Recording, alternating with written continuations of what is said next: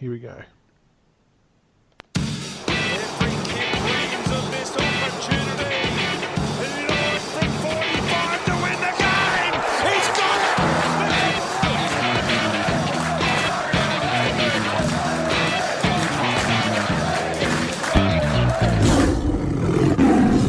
it. Welcome to the very first edition of the BigFooty Finalscast, proudly brought to you by the BigFooty Tigercast crew, of course.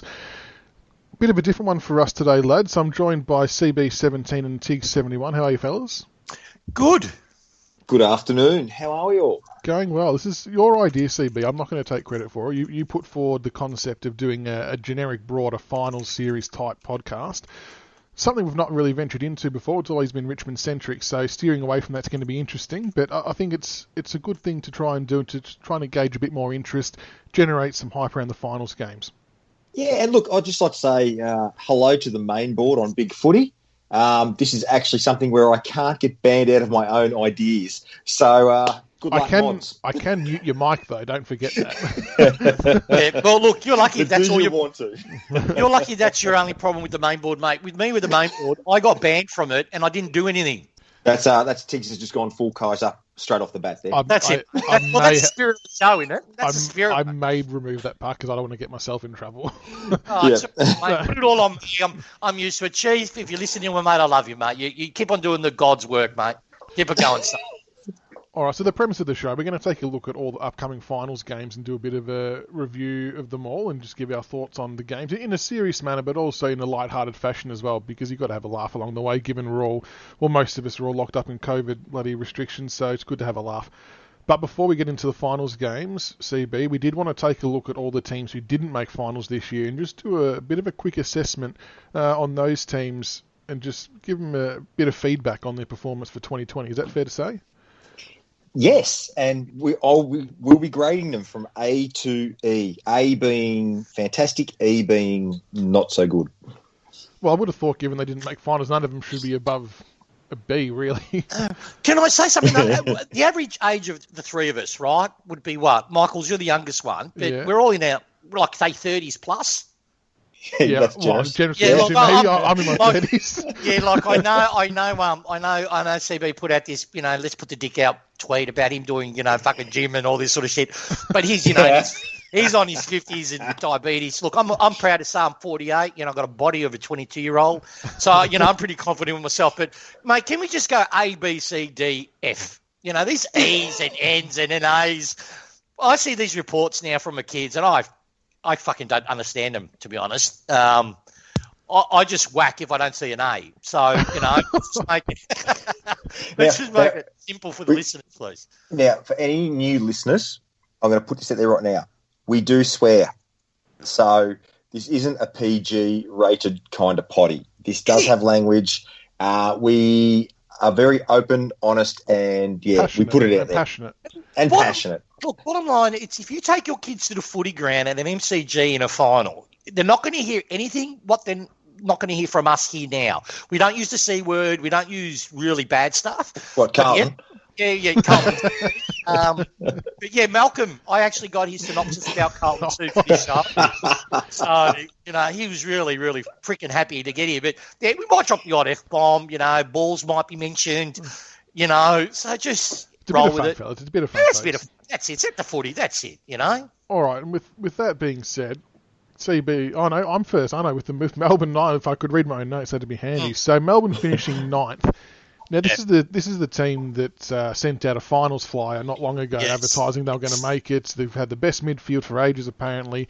Max Gawn, seriously, is one of the best rucks in the comp. No denying that at all. But up forward and down back, they've been pretty shit house, to be honest. And there's games they should have won, but I think they've just bottled this year, to be honest. I reckon the pressure of the media saying they're going to make finals has gotten to them again. Ever since that West Coast prelim final, they've been utter shit.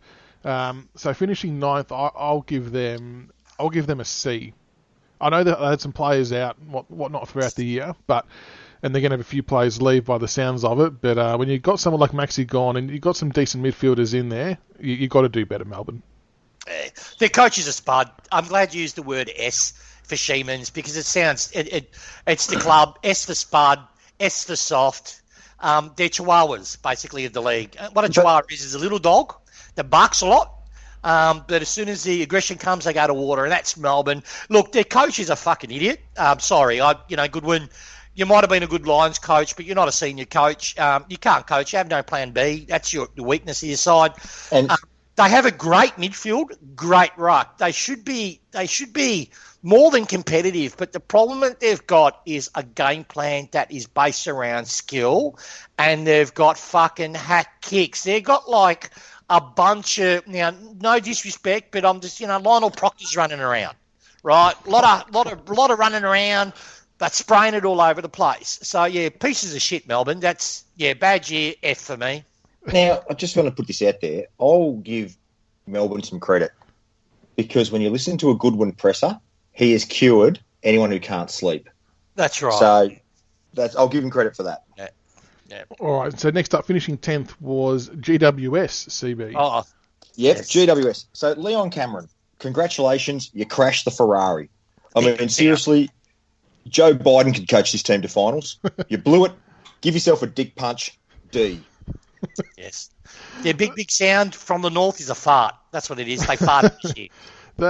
I've said it a few times. They look like the most bunch of selfish individual footballers, and that's why they won't win a flag anytime soon, because as soon as it gets tough, it turns into let's look after, number one, myself, not the team. Yeah.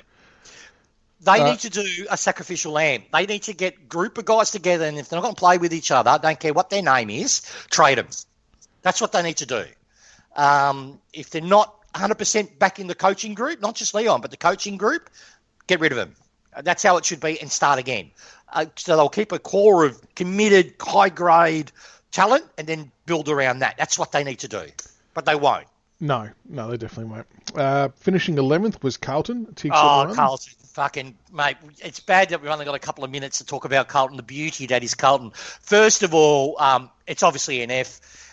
The clubs are fucking a schmozzle. People rate their kids.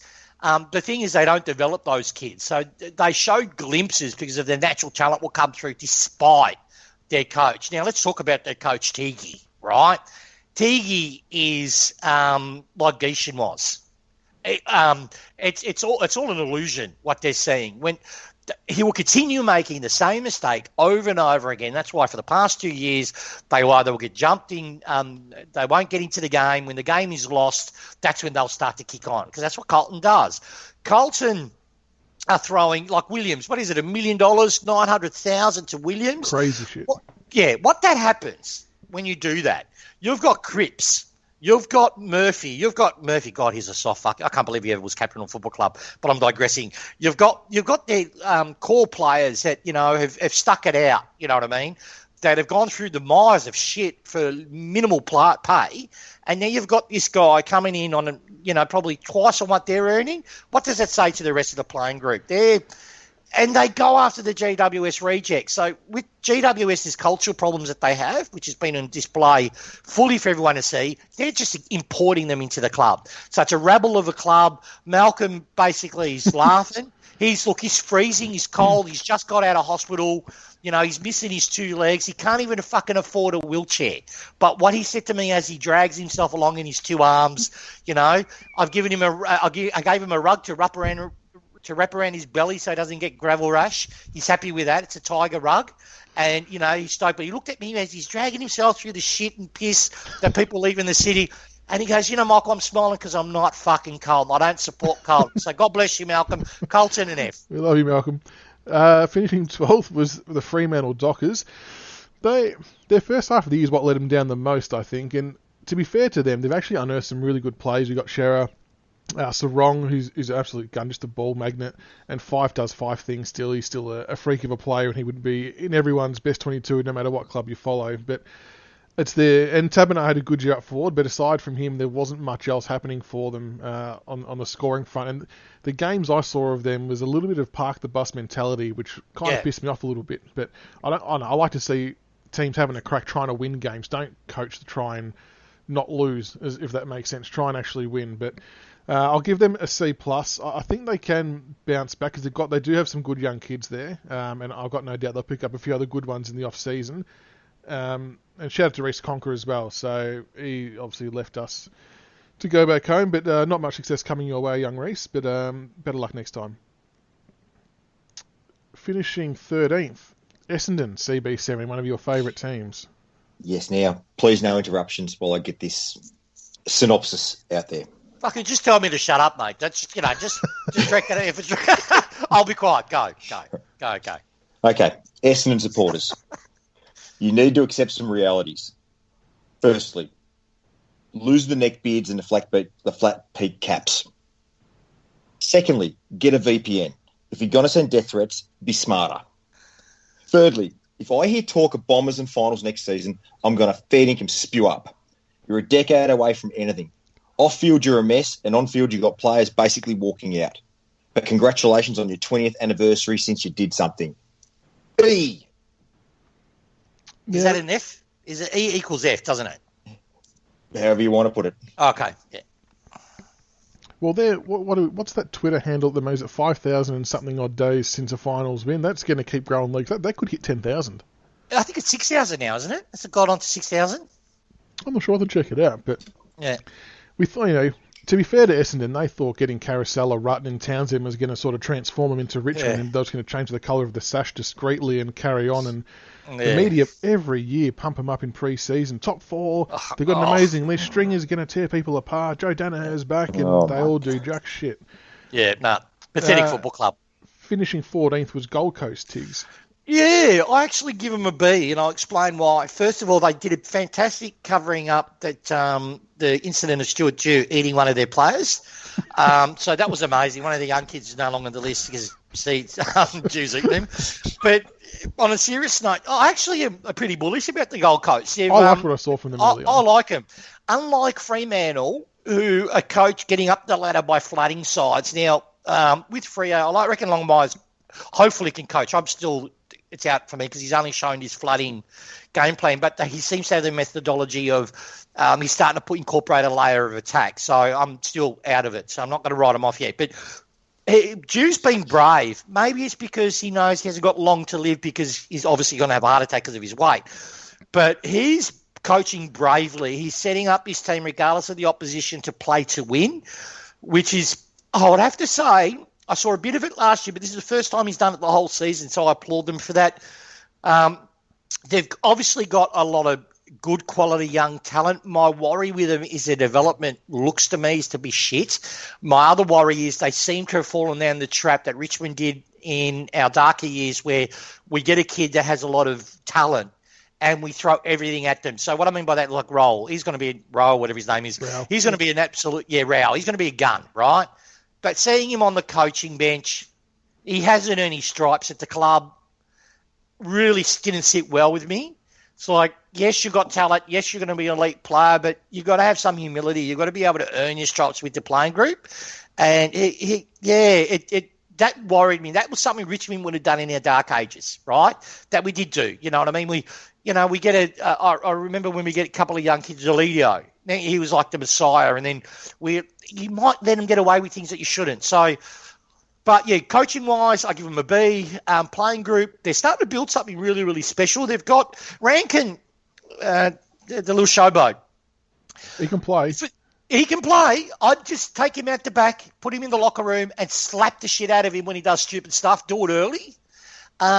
He's got to earn. You don't want to stifle his creative flair, but he cost his side a couple of games in relation to some stupid decisions trying to do it all himself. And when you've got players doing it all, you're trying to do it all themselves all the time, it breeds into GWS syndrome. So, they've got a bit of discipline that they need to do. They're pretty bold burning a few players, which worries me too in relation. But look, it's ruthless. Like, 2 metre Pete, he was a good soldier for them last year. Now doesn't get him a look in. But yeah, a B overall. I like what they did. I like their aggression on field. They've got good talent. They've got to add to it. And I reckon they can go places. They've just got to seriously solidify next year. They're not going to make finals for the next couple of years, I don't think. But they've got to keep that method of play because once the younger kids build up and get that confidence belief, they'll start steamrolling sides. Yeah, I like them. I like where they're heading. Finishing 15th was Hawthorn. Now, Richmond people out there, can anyone tell me how did we lose to this mob? I know we were playing pretty shit ourselves at the time, but as the weeks roll on and I see that, because I watch a lot of Hawthorn games because my wife's a Hawthorn supporter, so I do see a lot of their games. Yeah. And as the weeks roll on, I sit there and even she says, how did you not beat us? I don't know. I don't know what's happened to them. They're falling apart. And Clarko's a gunner coach. We all know it. I'm not sure if he was trying to be too fancy. I'm not a big fan of McAvoy down back, if I'm being honest. So when you've got an elite premier ruckman like that, you play him in the ruck as opposed to Jonathan Segler. I know they were a little bit short down back with Sicily going down, but they were playing McAvoy there before that time. So I think they need to find a way to get him back into the ruck. As for their forward line, they've got Poppy retiring, who, he had a bit of flair in his last game. Gunston, I think, need to drop out. I'm not sure he can bear the load without having another big body down there, given that Patton has kind of collapsed in a heap. But Clarko's good enough to have a side like that bounce back. But whether it happens or not this year or next year remains to be seen. But they've got the midfield to do it. But I think finishing 15th is well below for them, and I'm going to give them a D. Yeah. Look, to answer your question, how did we lose? You know how, look, and CB would know this more than me. Pensioners, they can sometimes get an erection once every, what is it, CB, 6 months that you tell us that it's today? Mate, I use a blue pill these days, mate. Okay, so. all right. But naturally they can get an erection once every 6 months. So they were just on a stiffy and we were semi-flaccid. That's probably the best analogy I can give. But, God, they're an old side, aren't they? And the Hawk supporters, listening, if there is any, I've never seen a supporter group so threatened by a club might be challenging their record. They're borderline fucking crazy about it, like West Coast are salty. They're like, oh, God, Richmond wins the third flag. My God, what does that mean to us? No, they're still shit because in our generation there was 3 good sides. Well, I don't know about anyone else, but if a team wins multiple flags in a generation where about 12 other teams are equal to win it, that for me is more deserving that winning flags in periods where there's only 3 or 4 competitors only you have to deal with. The rest of them are you just smash them by 10 goals. So I have a differing view on that. But yeah, no, they just got lucky. Yeah. Well, we are where we are now, so that's a good thing. Finishing 16th was the Sydney Swans, CB. Sydney. How is it you got a coach nicknamed Horse, and we all know the reasons behind it, but you play such a dickless brand of footy? The only way forward for you guys is to lose the flood and learn how to attack. Oh, and enjoy paying Buddy $1.5 million next year. Ouch. Yeah. That was always going to bite him in the ass. That was never, ever going to work out for him, that Buddy one. I get why they had to make the call. It was a bold play, but he was never going to see out that contract. No, he's done. Unless he takes a bit more ecstasy in, he might get another year out of him. Just got to keep him away from cars, side swap and shit. But right, finishing 17th was one of your favourite teams, North Melbourne, Tigerc71. North. Snake Baker, this is for you, son. Or Teffa, you're on Twitter, son. North, what do you say about this club? Look, we had a visionary. We had a fucking, I swear to God, a Nostradamus in Snake Baker. And what's his name, Teff, on Twitter? So, Teff, this is to you, mate, because I know you're listening, son. I know you're listening. Just so our listeners understand the background, why he just chirps into our tweets or comes on our board. This is the guy that thought I was Ricky Nixon. He did it and tweeted Ricky Nixon because I was coming out with mail and thought he was me. But anyway, I digress. Where do you start with North Melbourne? Well, I can't. In the off-season, I was pretty bullish with them. Like, I read Snake Baker's, or Teff, as he's like to known's, big thread. And any listener, please go to it on the North board, how their list for 2020 could challenge for a flag. Their list could be like Richmond. Right, and I think he even put, Gardiner is better than Dustin Martin. A couple of other beautiful scenarios with this, but obviously that was all wrong. Look, credit to them though, they're pioneers. They've replaced Chris Scott, is it? One of the twins, Brad Scott. Yeah, Brad Scott. Yeah, I get him mixed up, but CB would know them because he watches those porn movies and he understands Susu. But they replaced him with a zombie. Now I've never seen that before. I've never seen one of the undead actually coach a football side, and we saw how it played out. First, their coach, Robert Shaw. Reshaw. He might be Reshaw, whatever. Mate, I don't know his name is. You know why I don't know his name? His first name, seriously?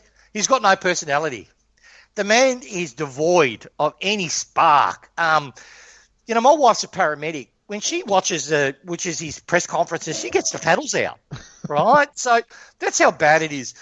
Their list, getting rid of their 63, 64, and 67 goal kicker for the year fucking boggles the mind. He's had a shit year. Most clubs would understand you have a shit year because you've got problems up the field because their midfield is trash, right? They've got two, three only good quality young kids. The rest are rubbish. The rest, I'm being generous to say they're C graders, right? They're all got limited ceilings. Their backline outside of Tarrant is fucking woeful, right? So you got this forward. Now, yes, he loves to dive for free kicks and all that sort of stuff. But he's actually a good forward. When he gets the play, he can clunk a mark and kick a goal. What are they going to do? They're going to trade him for a second fucking rounder. And in that decision-making, he's not a culture issue. Everyone tells me that he drives culture at that club. He's one of those guys that, you'd love to have on a list.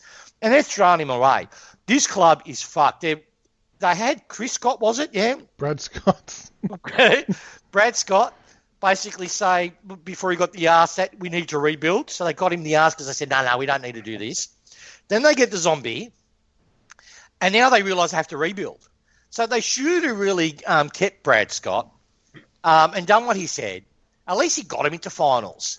But they did it because they're foaming supporters, which Snake Baker is the president of, wanted him gone. They've got 15 members, so I can understand their board being really afraid that 13 of them wanted their coach gone, right? So I get that. But they're in a world of hurt. I give them an F+. An if that F+? was a rating. Yeah, they've got no future, man. They're done. Fair enough. And last but not least, our favourite team, the Adelaide Crows, finishing 18th, which gave us all great joy. CB? Mate, are they really the pride of South Australia? All I'll say, we're all going to have a take at this, but all I'll say is Port Adelaide is the one true football club in South Australia. Adelaide is just a soulless, plastic, heartless franchise. I've got nothing more to add to that. I think that pretty much sums it up. They've been broken since 17. Yeah, no. Adelaide, look, I actually like their coach. I actually do. They've got a woefully shit list, but their club culture as a whole, Red Rooster franchise has been around longer in Adelaide than the Adelaide Football Club. I think that says it all. All right, there we go. So that's a bit of a wrap-up of the teams who didn't make finals, a bit of a laugh. So we'll get cracking into the teams who are playing finals with a bit more of the serious stuff. Game 1 this Thursday night, 7:40pm at Adelaide Oval. Port Adelaide versus Geelong, which it's going to be a good game, I reckon, CB. The Power finishing top of the ladder. I don't know. I'm still not sold. I know this will sound really bad, but I'm not sold on them fully yet because of just who they played and when they played all the good teams when they were having a bad trot. But you can only beat who's put in front of you, and they looked pretty good the last couple of weeks. And Geelong, well, who knows what they'll dish up on a weekly basis. But what's your take on this first final coming up, CB? To be honest, well, it's the two game styles, isn't it? I mean, the credit to Port Adelaide, they've had a fantastic season. So really enjoyed watching them. And what pleases me most about this game is that Hinkley's going to back his team in. So you're going to have Port's run and gun style versus Geelong's controlled ball movement. So are we going to see a similarity between when Geelong took Richmond on? Is there going to be similarities within that? If you look at the last 3 times they've played, at Adelaide Oval in 2018, Port Adelaide beat Geelong by about 5 goals. In 2019, at the Adelaide Oval, Port Adelaide beat Geelong by about 2 goals. And then if you look at the last encounter at the Gabba, Geelong got Port Adelaide and belted them. But what it shows is clearly there's an advantage at Adelaide Oval for Port Adelaide. They play the ground well, no denying that. And we obviously experienced that against them earlier on in the year. The big forwards, Tigerc71, big Charlie Dixon, he's an imposing man and he demands a lot of attention down back. Can you see him being a threat for the Cats? Yeah, he can be a threat. See, what's funny, Port Adelaide is playing a team that's used to playing on the Port Adelaide type of ground, which is very narrow pockets, right? So I think Porkins is going to be more of a threat than Charlie, I am soft as treacle Dixon. He has not really played in big games. I haven't seen him consistently dominate big games, Charlie. That's their huge weakness for me. They're having a good season, but they're playing an unaccountable brand of football. Now, people, before you all scream at me and tell me, the stats say they're leading this and leading that, is because they're dominating sides, right? Because of the nature you sort of alluded to, Michael, how the scenarios played out. Finals for me is the biggest. Even though Geelong, I love potting them, they are finals hardened. They will make a preliminary final. The reason why I think is they won't allow Port to get that easy ball, the outside ball release, to be able to pump it long and direct and cleanly inside Charlie Dixon. I don't think he's going to step up. I wouldn't be surprised if Charlie kicks 1-3. And that'd be his result for the game. They have got, though, a good forward that I rate. They play him as a ruck forward. Lathams, is that his name? Yeah. Yep. I rate this kid extremely highly. He's got a bit of mongrel about him. He can take a contested grab. I know you look like Wayne Carey when he played us, but he's a perfect foil for Dixon. They should drop that other forward that's kicked nothing that they use as a foil. What is he? Matthews, is that the guy's name off the top of my head? Who they got down forward at the moment? Port, the other big boy that's done nothing. No, couldn't tell you. Marshall, yeah. Drop Marshall, put Lathams in Marshall's spot. Then they might actually start seeing a more threatening duo of talls. But the one thing that concerns me for Geelong is their key backs. If they don't play Bike Labs or however you say his name, Blitzer, they don't play him back there. Blicker, yep. If they go with Taylor and Henderson on Dixon and Lathams, and so for me the difference is the speed of which Port move the ball. I see Port as a superior running, quicker team. I think they're faster. I look at Geelong and I wonder why Narkle isn't getting a game. He's not injured. He could inject pace and skill into that team, and yet their solution was to bring in 3 blokes over 30. You know, So the concern for me, if I was from a Geelong perspective, is their speed, and obviously Port play that ground really, really well. Adelaide, I think speed kills, and I think that's what's going to get Geelong in this game. Look, my rebuttal to that is a lot of their speed's generated from because Rockcliffe, Boak, Wines are having even Houston are having season best years at the moment, right? So particularly Rockcliffe, who's just had one out of the box, and Boak. And you've got Sam Pepper as well. What they're doing at the moment is getting the inside ball and then releasing it on the outside. And then their young kids run it with dare and flair, which is great. The problem I see, though, is particularly for Port, is they're not going to have an easier ability to release, though, because you've got Patrick Dangerfield. You'll have Selwood in there. Guthrie in there, who's also playing above himself. Duncan playing above himself. So you've got the two perfect pretending sides. And I mean this in the not as fully disrespectfully, but they're both playing above themselves at the moment, these particular players. So they're going to have, if Geelong can hold them in the centre, which I think they can, that's how they smashed them the last time. They refused to, by slowing that ball down, Geelong was able to carve them apart. Geelong will go quick and long. They won't go quick by foot, but they'll go quick ball movement directly into they actually have more dangerous weapons in the forward line than Port has. Tiggs, who's the second forward that Geelong have? Not Hawkins. Who's the other bloke? Ratatoga? Ratatoga. And I don't Ratatugi. Esrafoy. Well, I can't even say his name. What's how you pronounce it? Asava Ratagalia.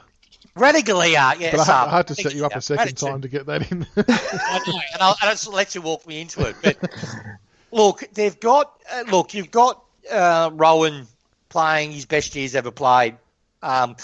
If Geelong picks that fatty from St Kilda, Stevens, he is a suburban footballer body at best. He is, Jack Stevens. But the thing is with him, he played well in St Kilda.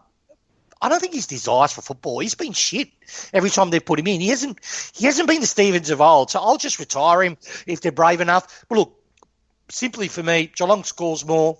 Geelong has got a more deadlier forward line. They're more seasoned than Port. Port will be going in this game shitting themselves. They're going to have a monkey on their back going, my God, we've got to win a final. If we don't win a final, no one's going to rate us for the year. We can't go out in straight sets. We can't do a Brisbane. We can't do. That's all going to be in their mind. Geelong's going to go in and go, all right, we smashed them by 10 goals. We've got all of our stars. We've hardly got an injury. Let's do it again.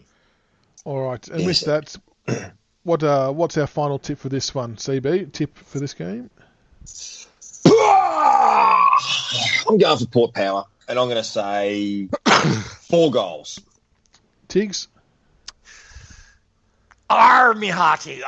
You did that. I just try to. Where are we pulling the pirate voices from? I don't know. He just did that big groaning diabetes grunt. I was jumping.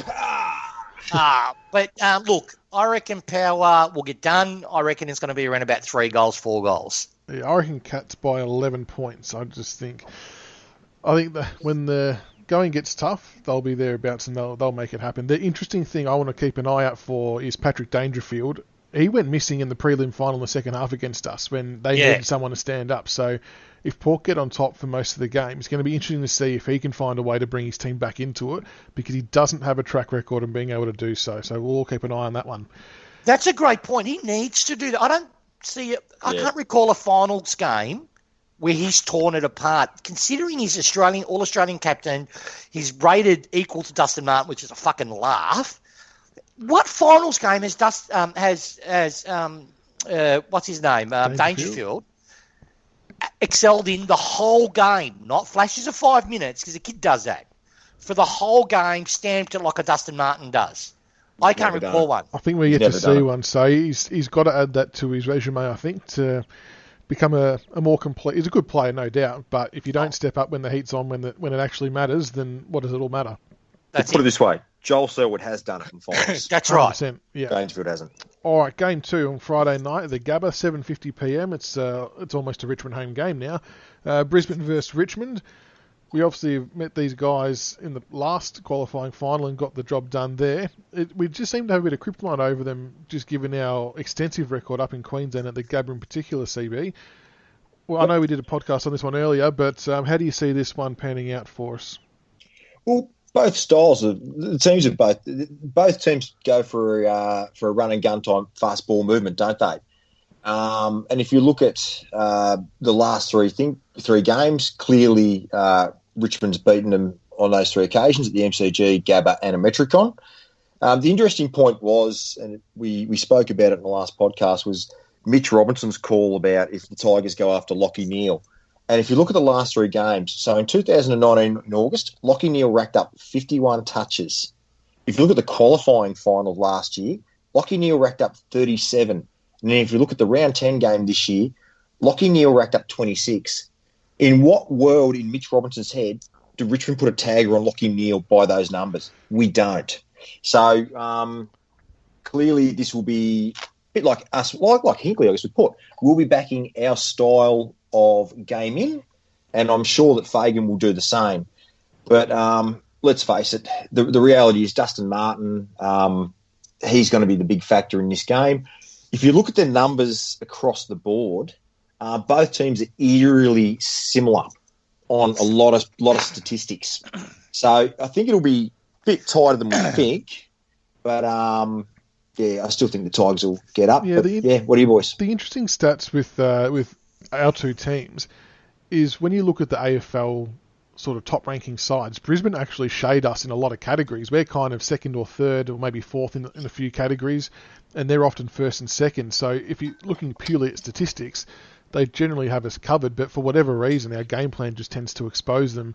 And I'm sure our coaches are pretty confident, but the big matchup for me is going to be Lynch and Andrews, both coming back from the hamstring injuries, so anyone could go at any given time, I guess. But is Andrews is he really coming off a 6-week hammy? They're going to bring him back after 4 weeks. Do you reckon that's a bit of smoke and mirrors? Nah, they're going to pick him because there's planning stations over there. Well, if he doesn't play, I just don't think they've got enough confidence in their second defenders to be able to contain both Jack and Lynch. They'll be able to get away with it because not many other teams have 2, like West Coast have got 2 big forwards, but not many other clubs have 2 sort of dangerous forwards of that size. So that they've almost got, they do have a choice, I suppose, but yeah, if you want to... They've got the second chance. They've got the second chance. So imagine if, in same with Richmond, if Richmond play Lynch and Lynch tweaks a hamstring, same thing. All of a sudden, they're pretty much out. That's their final series gone. So that's the fine line the medical staff of both clubs they're going to have to weigh up. You know, it's a hell of a risk. Yeah, the other thing too is that Andrews is a great player, but he's had two really poor final series, 2 poor final games. He did a couple of spoils, but he wasn't attacking. He didn't distribute the ball with any aggression. He basically played like a Liam Jones type of game, just stop your opponent and that's it. So I don't see Andrews being their Messiah to win them the game. You know what Sorry, lads. My wife's showing me. Right, typical. Give me a sec, guys. Give me a sec. The other matchups that's going to be huge for these two teams is the midfield battle CB. You've got Neil McCluggage and Zorko, who had sensational years. I mean, Neil's probably going to win the Brownlow, all things going well, versus Martin Cochin and Prestia, who hasn't played since round 5. Yeah, well, it's a good time to say this while Tiggs isn't on. But he was correct. Damn. I was going to say, where we had the conversation last week where I sort of was going to back Ross in and not risk Prestia, it seems to lay down Mazaire now that Dion Prestia will be playing this final. Yeah, so we will have Bolton, Prestia and Lynch to come in. And I guess the outs will be looking at Caddy with his knee. I think Jack Ross will unfortunately be out. And who else, boys? And actually, you know what? And I've got a feeling, I think you're right too. I think maybe a child might be on the chopping block. Yeah, there. he'll be out. Can I just give with this game, my 2 cents if I can, if I may. The biggest thing that really jumped out at me, and first of all, I want to let the listeners know, CB did a whole ton of work giving us all the data and all this sort of stuff. So first from me, and Michaels won't say it because, he's a selfish prick, but from me, CB, I really applaud what you've done. But what jumped out for me, you mentioned before when you described Brisbane that they were running gun side, right? That they want to get it inside 50 as straight as they can. And Michael's also mentioned about KPIs, which just seem to be just shaded underneath them. My 2 thoughts on that is in relation to the KPIs first.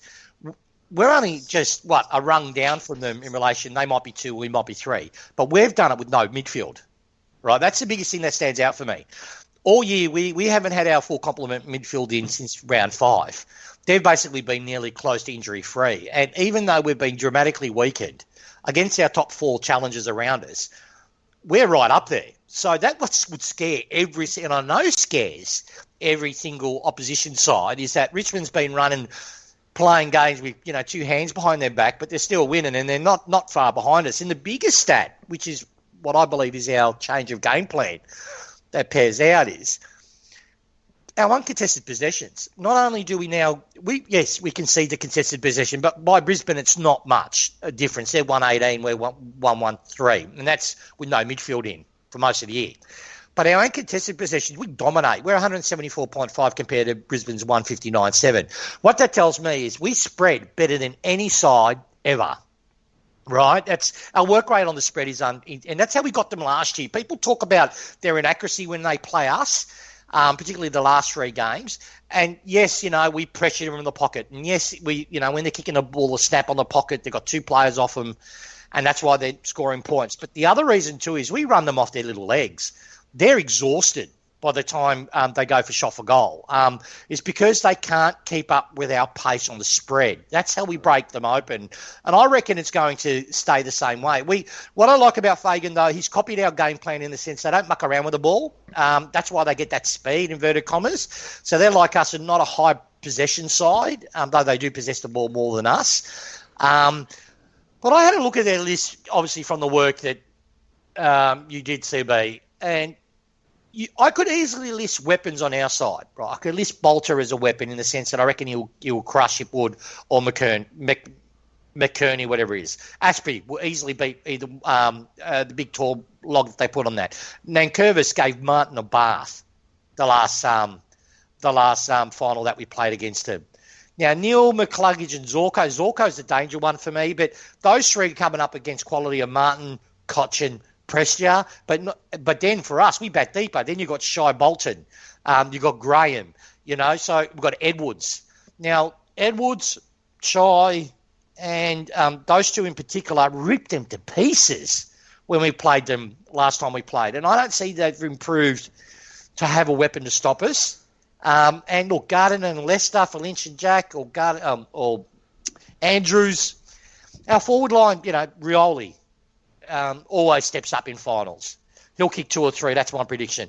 I don't see they have the weapons to stop us. Bottom line, they're a good home and away side, but I haven't seen anything in their game plan that's changed from last year. I haven't seen any new personnel that have clearly stepped up, and I don't see them beating us.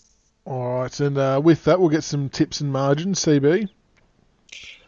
Yeah, look, I think the Tigers we're going to be just too strong around the park for them. Not to discredit Brisbane, I just think we're going to be too strong overall through the lines, and I think we're a 4 to 5 goal win coming up. Tigs. Good man. Yeah, look, contrary to the Brisbane board, who reckons their best will beat our best any time of the week, lock it in, which is fucking astounding because this is going to be our 16th win on the trot. We'll beat them, and I reckon it's not going to be a low margin either. With against Brisbane, it never is because we run them out of puff. So we break them open. It's because they run out trying to keep up with us. I reckon we'll win by about 46 points, 40 to 46. That'll be the margin again. All right, I'll say Richmond by 20 to 25. I just hope we get the win, to be honest. I don't care about the margin. All right, we'll move on to Game 3. We've got Saturday afternoon, 4:40pm at the Gabba. St Kilda versus the Bulldogs, which I reckon is going to be a really good game. Cracking game. Yeah, both teams young. They're exciting to watch. They've got a lot of talent, a lot of X-factor, a lot of class. This one's going to be a belter. Absolute cracking game coming up. Now, the interesting thing is the last 3 times these teams have played, actually, and they've all been at Marvel Stadium, the Saints have got up. Yep. Which is weird because, prior to maybe last year, St Kilda were sort of struggling a bit, weren't they? And the Bulldogs were kind of up and about. So that's interesting to see that the Saints have gotten up those times. And they've been convincing wins too, each and every one. The reason why is Bulldogs' Achilles heel. They can't handle another side having speed. Yeah, and that's the thing. Both teams, again, are going to go at each other. Like, this will be a pretty flat-out game. This will be high octane. It's going to be pinging around. It's going to be crazy. Oh, it will be. So, interesting with the styles too. So the St Kilda has a tendency to go longer and more direct. So the kick-to-handball ratio, St Kilda average 1.63 versus the Dogs, who are 1.16. So the Dogs tend to handball more.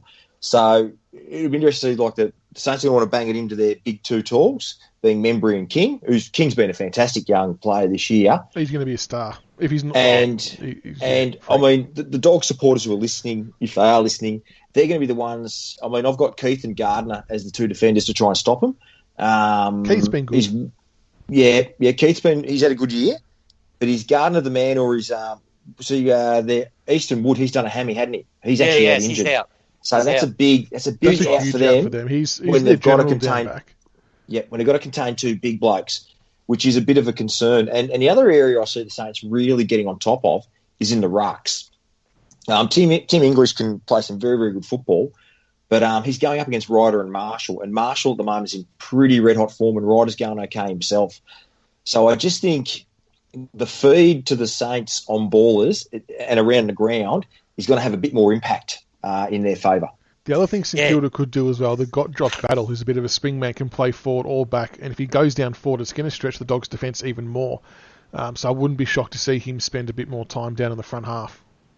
The other thing too the Saints can do that I don't think Bulldogs can compete against is if they leave Marshall or Ryder forward, and then there's 3 talls.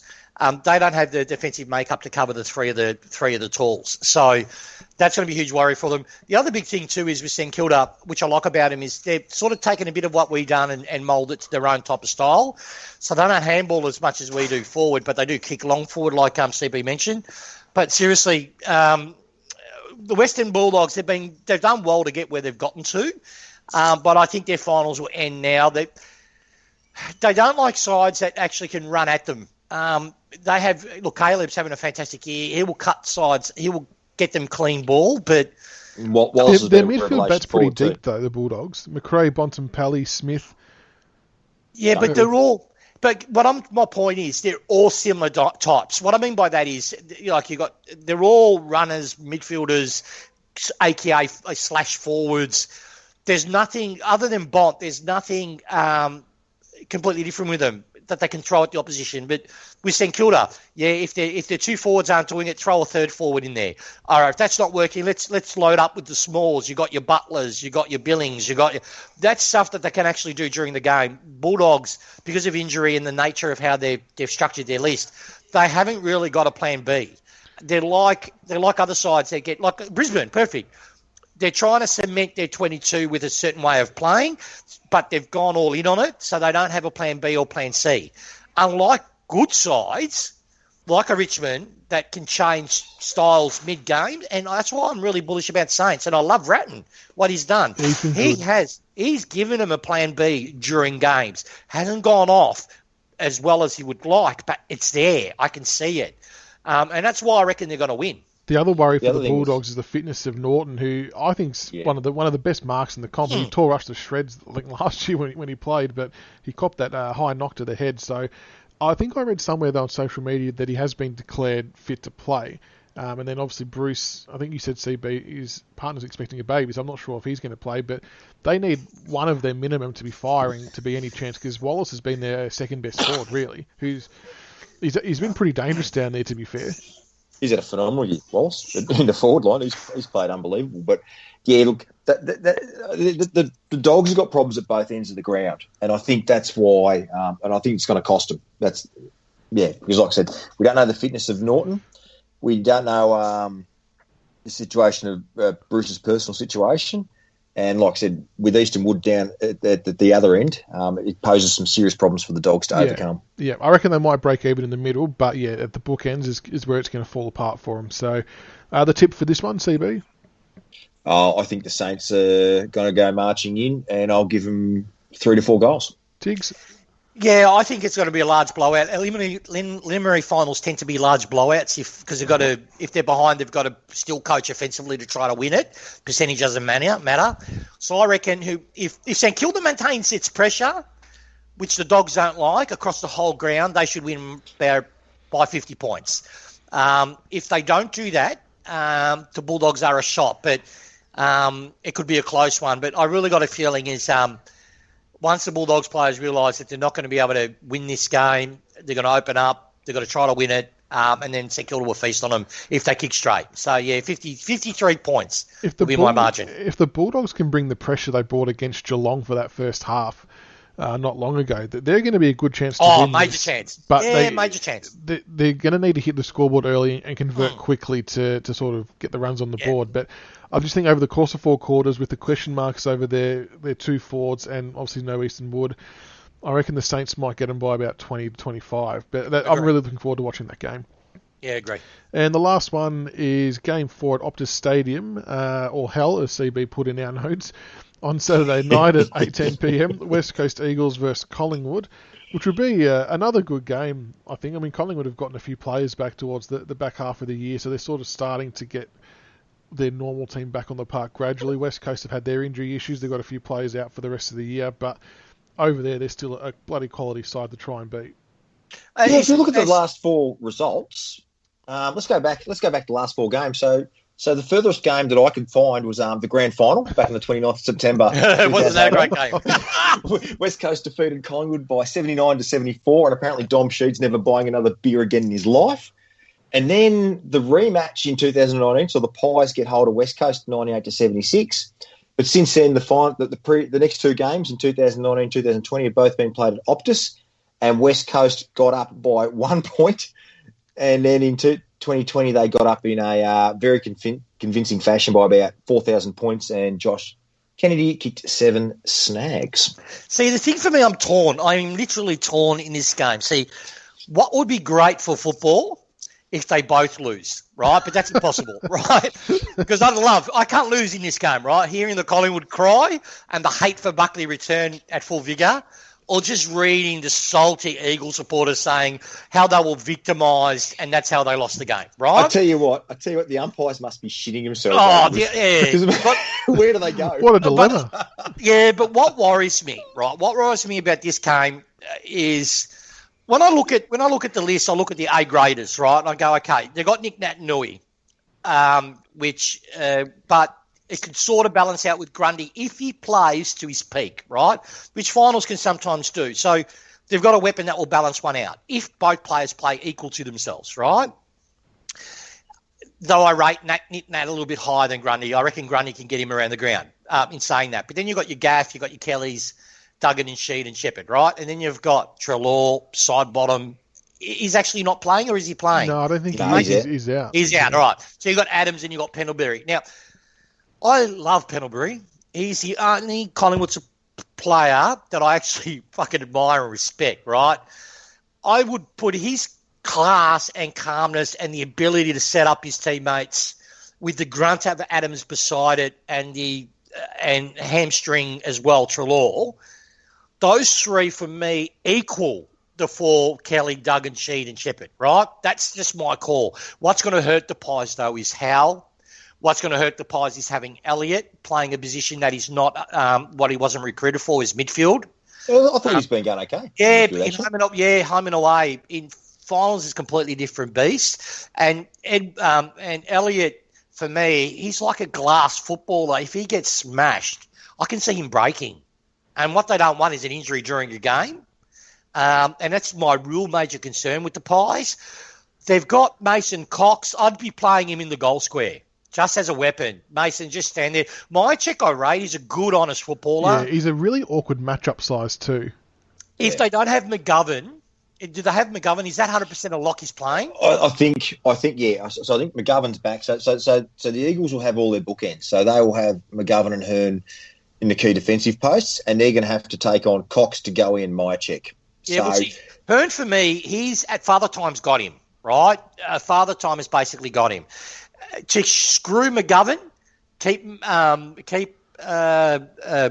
Cox deep, keep him within 0 to 30 metres, right in the centre of the ground. That's Cox's sweet spot with goal kicking too. That's right.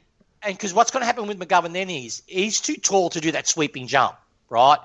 But then there's a player I want to say, and I hate me saying, I feel like I've got to have a shower after I say this, right? Because it's a West Coast player that's impressed me this year. That absolutely streets ahead has played more high-quality football, even when the pressure was on West Coast, who's actually won them games where no one else has really lifted, is Ryan. He has played in a stand. If he brings his home and away form into the finals, West Coast will win this. His kicking has been magical. It's been elite. His passing and vision these last few weeks has been unbelievable. And he's doing it up the ground, not just in the forward line. He's actually, and what I love about him, he still hasn't lost his flair. Look, Collingwood, they've got weapons, they've got tools, but they've got too many question marks for mine. I think in the forward line, you've got Darling, Kennedy and Ryan versus Moore, Roughhead and Quaynor. I think Quaynor, he'll be quite a good matchup for Ryan in this final. Oh, no. He's playing some good footy. Ryan will take him to...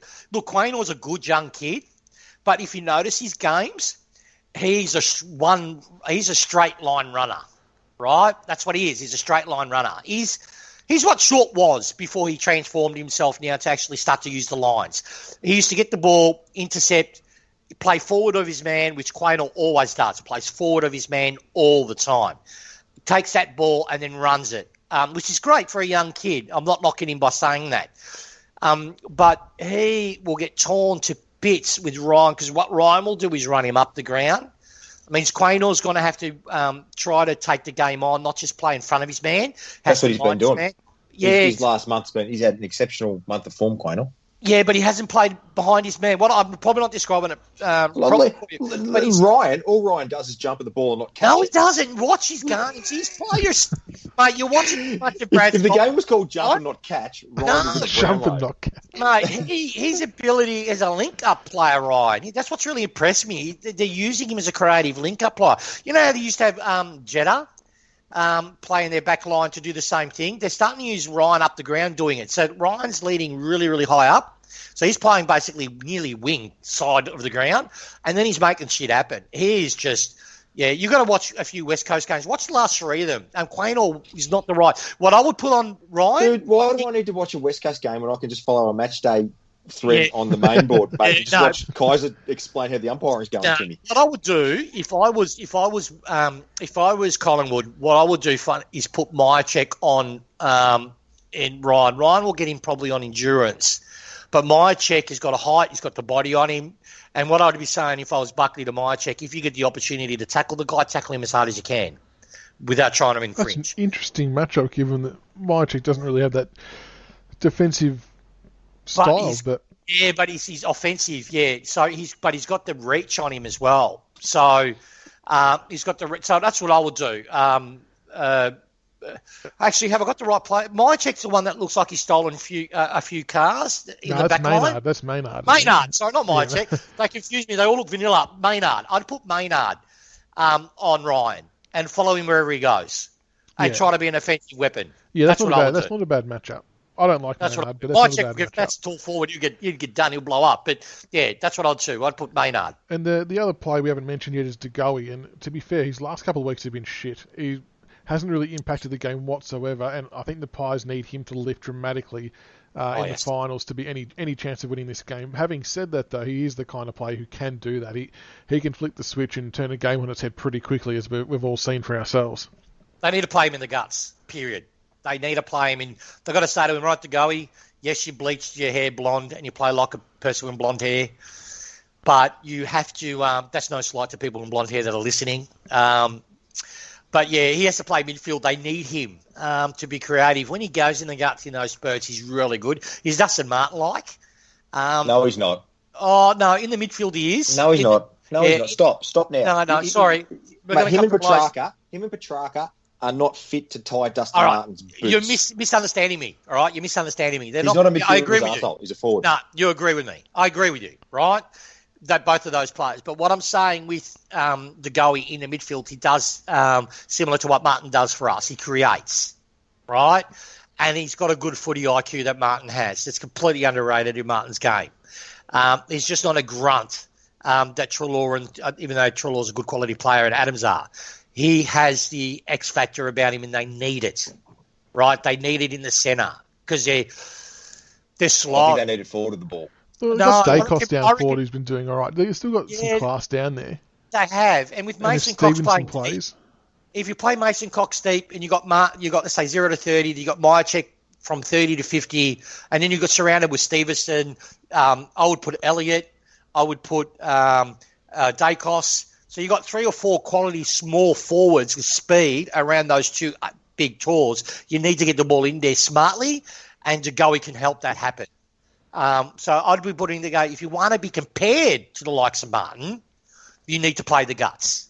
Because one thing Martin's done that I can't believe he can get All-Australian, that fucking is a disgrace of the AFL. Martin he kept us in games by playing his centre game, keeping us, being defensive, linking up the ball, doing all those little 1%ers while everyone was injured around him. They need to go to De Goey and say, we need that type of character with you. Go show us in a final. Else we've got no hope of winning. All right, and with that, we'll get a final tip on this one. CB? Mate, it's time for Mr. October. I'm backing Big Mason Cox to kick 4 goals, Pies to win by 2 points. Oh, Tiggs? Oh, I'd love for that to happen because that means they'll play us, yeah?